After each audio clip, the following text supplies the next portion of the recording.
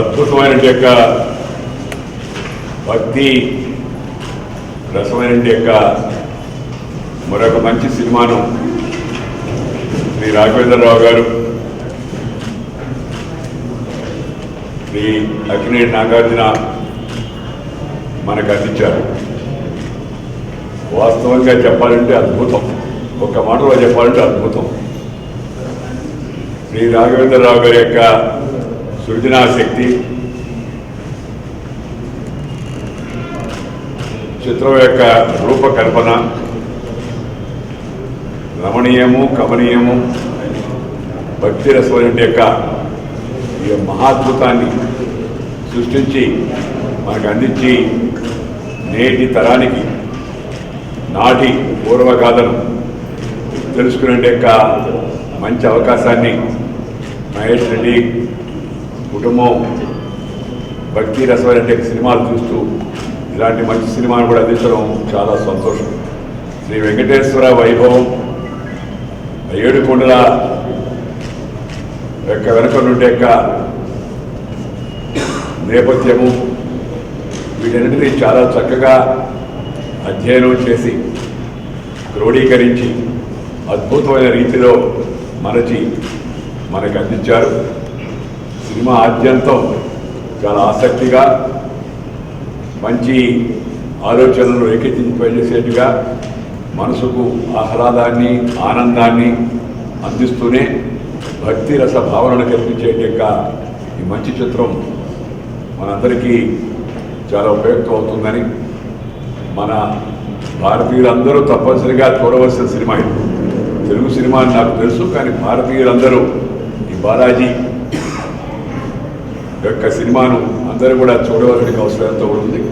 తెలుగు వారందరూ కూడా పెద్దవాళ్ళు, చిన్నవాళ్ళు, వయోభేదం లేకుండా అందరూ కూడా ఈ సినిమా చూసి మనం మన యొక్క ఈ ఆధునిక యుగంలో వేగవంతమైన పయనంలో కాస్త భక్తి భావనతో జీవితం యొక్క రహస్యాన్ని, జీవన రహస్యాన్ని తెలుసుకునేందుకు ఉపయోగపడే సినిమా చాలా అందరినీ కూడా సంతోషపరుస్తుంది, అందరికీ కూడా ప్రేరణ కల్పిస్తున్నట్టు యొక్క విశ్వాసం నాకు ఉంది.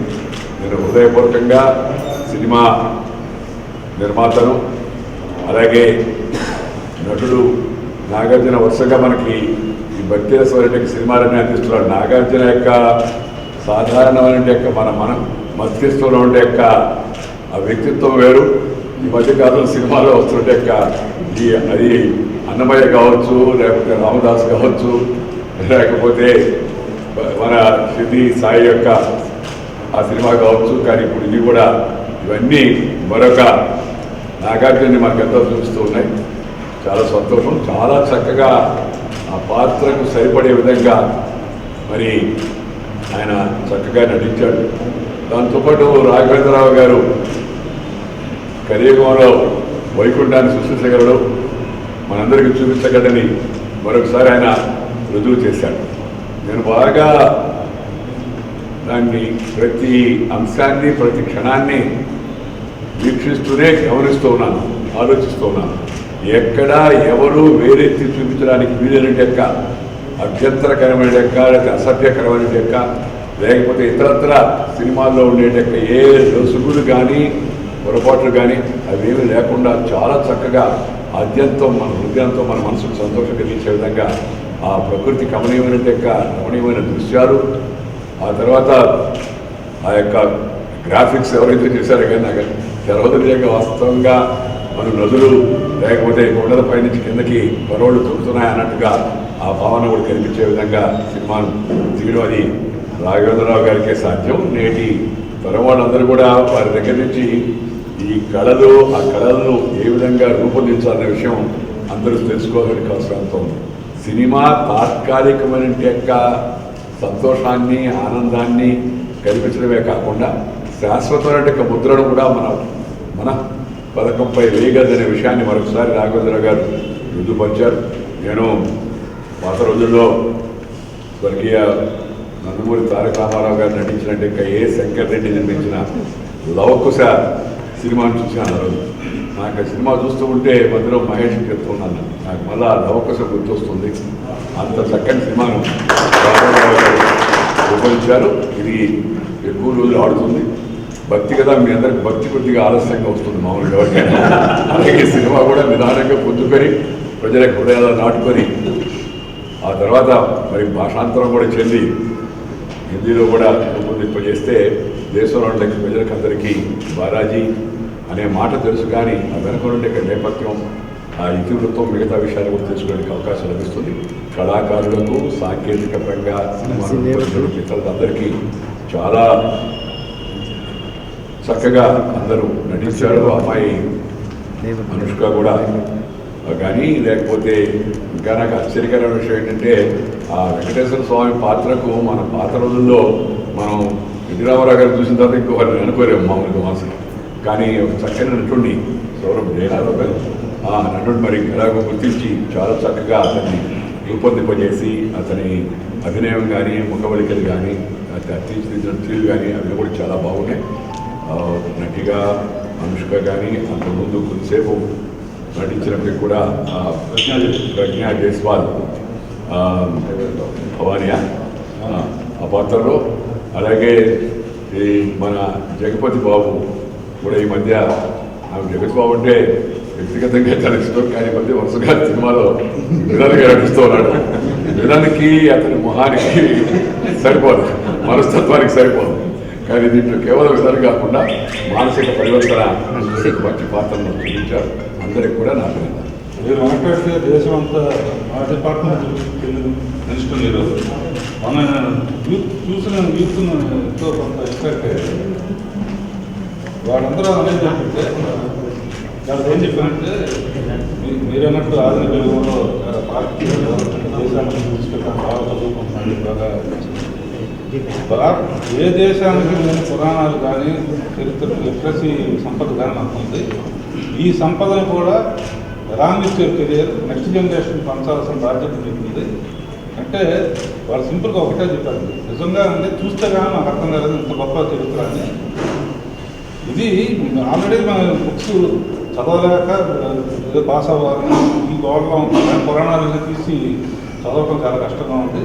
ఇలాంటి సినిమాలు కనుక తీస్తే 2 గంటల్లో మాకు చరిత్ర ఈజీగా అర్థమవుతుంది అని వాళ్ళు చెప్పినప్పుడు, మీరు ఇదే లాస్ట్ పిక్చర్ అనేది కొంతమంది అనుకుంటారు, మీరు సినిమాలు తెస్తానే ఉండాలంటే నేనే తీయాలని లేదు. నేటి తరం డైరెక్టర్స్ కూడా ఎందుకంటే ఆల్రెడీ స్క్రిప్ట్స్ ఉన్నాయి కదా, వాళ్ళు కూడా బాగా తీయగలరు.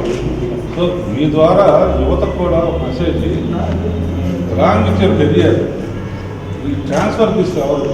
మన యొక్క సంస్కృతి, సంప్రదాయ, పురాణాలు, ఇతిహాసాలతో ఉన్న గొప్పతనం ఇది కూడా బయోపిక్ లాంటిదే కదా. అంటే మనిషి దేవుడే దిగి వచ్చే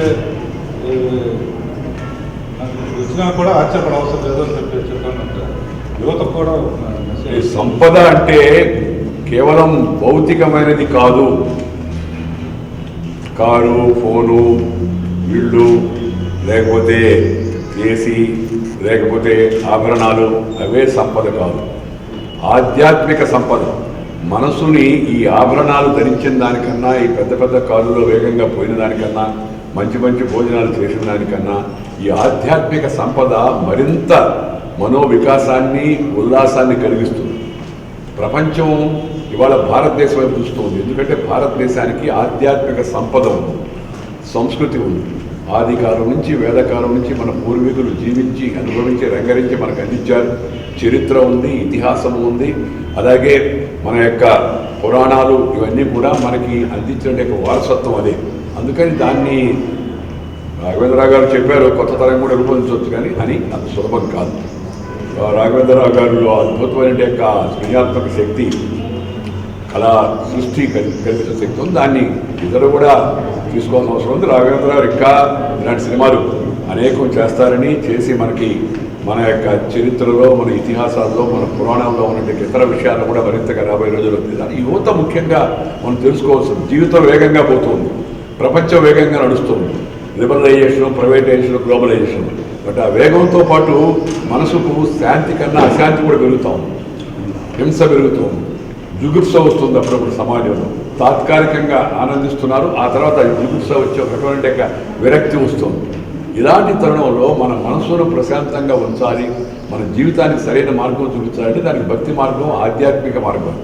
దానికి ఇలాంటి సినిమాలు మనందరం కూడా చూసి వాటిని ప్రోత్సహించాల్సిన అవసరం ఉంది. ముఖ్యంగా అందుకే చెప్పాను, అన్ని రకాల అన్ని స్థాయిల్లో ఉన్న వయసులో ఉన్న వాళ్ళందరూ, చిన్న పిల్లల దగ్గర నుంచి పెద్దవాళ్ళ వరకు అందరూ కూడా ఇలాంటి సినిమాలు చూసి వాటిని ప్రోత్సహిస్తే అది సమాజం మరింత శాంతిగా ఉండడానికి, మనసు కూడా శాంతిగా ఉండడానికి, అలాగే ఉల్లాసంతో పాటు మనకి ఒక రకమైన ఉత్సాహం, స్ఫూర్తి, మంచి మార్గాన్ని చూపించేది భక్తి మార్గం. అంటే ఏంది?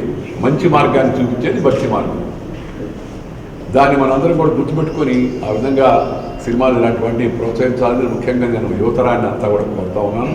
యువతరం ఇవాళ ఒక రకమైన ఏమంటారు మీమాంసంతో కొట్టుమిట్టాడుతూ ఉన్నారు. ఏంటి జీవితానికి పరమార్థం అంటే, జీవితానికి పరమార్థం కేవలం లాభార్జనే కాదు, జీవితానికి పరమార్థం మానసికమైన సంతోషము, ఆధ్యాత్మిక ఔన్నత్యం అనేది సినిమా యొక్క సందేశం. దాన్ని మనందరం కూడా అర్థం చేసుకొని ముందుకు తీసుకెళ్లాల్సిన అవసరం. చక్కగా భారవి కూడా వరుసగా రాఘవేంద్ర గారితో కలిసి నడుస్తూ, ఈయన మాటకు ముందు కూడా ఆయన మాటలు రాస్తూ మాట్లాడడం మొదలుపెట్టారు రాఘవేంద్ర గారు. మంచి సంతోషం.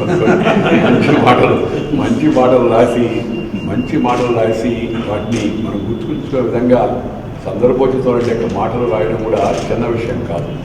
పైపించి ఇప్పుడున్న ఈ వేగంలో పాత మాటలు, పాత పాటలు అవన్నీ గుర్తు రావడము, లేకపోతే సందర్భోచితంగా వాటిని ఉపయోగించడం కూడా చాలా ప్రత్యేకమైన కళ. వారిని కూడా నేను సందర్భంగా అభినందిస్తున్నాను. ఉత్తరప్రదేశ్కు నేను దత్తపుత్రుడు, నేను ప్రధానమంత్రి అంటే దత్తపుత్రులు అవసరం లేదు అని కొంతమంది కాంగ్రెస్ జూనియర్ నాయకులు వ్యాఖ్యానించారు. నేను దేశానికే దత్తత కావాలని చెప్పి, ప్రధానమంత్రి కావాలని, మనం విదేశాల నుంచి వచ్చిన వాళ్ళను స్వాగతించాలని వ్యాఖ్యానం చేసిన వాళ్ళు ఇవాళ ప్రపంచం మెచ్చి, దేశం నచ్చి, మంచి నాయకత్వం ఇంకేట ప్రధానమంత్రి ఉత్తరప్రదేశ్ నుంచి ఎంపీ అయ్యి ఆయన మాటల సందర్భంగా నేను ఉత్తరప్రదేశ్కి దత్తపుత్రుడు అంటే దానిపైన విపరీత వ్యాఖ్యానాలు చేయడం చాలా తప్పు. ఎందుకంటే ఈ దేశంలో వేషం, భాష వేరైనా మనమంతా భారతీయులం. ఆ భారతీయ భావనని, ఏకాత్మతని మనందరం కూడా కాపాడుకోవాల్సి ఉంది. రెండవది, నిన్న ఆర్మీ చీఫ్ ఆయన ఈ కాశ్మీర్లో రోజు రోజుకు పెరుగుతున్నట్టే కాదు, వేర్పాటు వాళ్ళ ప్రవృత్తులను ఖండిస్తూ చాలా గట్టి సందేశాన్ని ఇచ్చాడు. దేశభక్తులందరూ, జాతీయవాదులందరూ దాన్ని స్వాగతించాల్సిన అవసరం ఉంది. దురదృష్టవశాత్తు ఓటు బ్యాంకు రాజకీయాల కోసం అని దాన్ని కూడా కొంతమంది వివాదాస్పదం చేయడం, భారతదేశం యొక్క సైన్యాధిపతి యొక్క వ్యాఖ్యలు చాలా నిందనీయం, చాలా గర్హనీయం. దయచేసి ఇలాంటి తప్పుడు ఆలోచనలు, తప్పుడు వ్యాఖ్యానాలు చేసి ప్రతిదాన్ని రాజకీయం చేయొద్దని, ఈ దేశాన్ని పరిపాలించామని ఎక్కువ రోజుల పాటు మాకు అందరికన్నా అనుభవం ఉందనుకుని చెప్పే సీనియర్ కాంగ్రెస్ నాయకులకు, అలాగే వారి మిత్రులందరూ కూడా ఈ సందర్భంగా నేను సలహా ఇస్తున్నాను. తమిళనాడులో కొత్త ప్రభుత్వం ఏర్పడింది. ప్రజలు ఎన్నుకునే ఎమ్మెల్యేలు ఎవరు ఎన్నుకుంటే వారు ముఖ్యమంత్రి అయ్యే విధంగా మన రాజ్యాంగం ఉంది. అందుకని కొత్త ప్రభుత్వంతో కలిసి పనిచేస్తుంది కేంద్ర ప్రభుత్వం, సహకారం అందిస్తుంది. ఎందుకంటే తమిళనాడు యొక్క భవిష్యత్తు ముఖ్యం. ప్రధానమంత్రి గారు కూడా అందుకే ముఖ్యమంత్రి గారి శుభాకాంక్షలు అందజేశారు. ఏడీఎంకే వాళ్ళు ఎవరు నాయకుడు ఎన్నుకోవాలా, ఎవరు ముఖ్యమంత్రి బాగుంటుందని మన చేతుల్లో లేదు కాదు, బీజేపీకి సంబంధం లేదు. ఎందుకంటే అక్కడ అసెంబ్లీలో బీజేపీ పాత్ర లేదు. అందుకని కొత్త ప్రభుత్వానికి కేంద్రం సహకారం అందిస్తుంది. తమిళనాడు యొక్క అభ్యున్నతి కోసం నిజాయితీగా, నీతిగా ప్రభుత్వం నడుస్తూ ముందుకు వెళితే కేంద్రం కూడా వారికి కావాల్సిన అన్ని రకాల సహాయం కూడా అందిస్తుంది.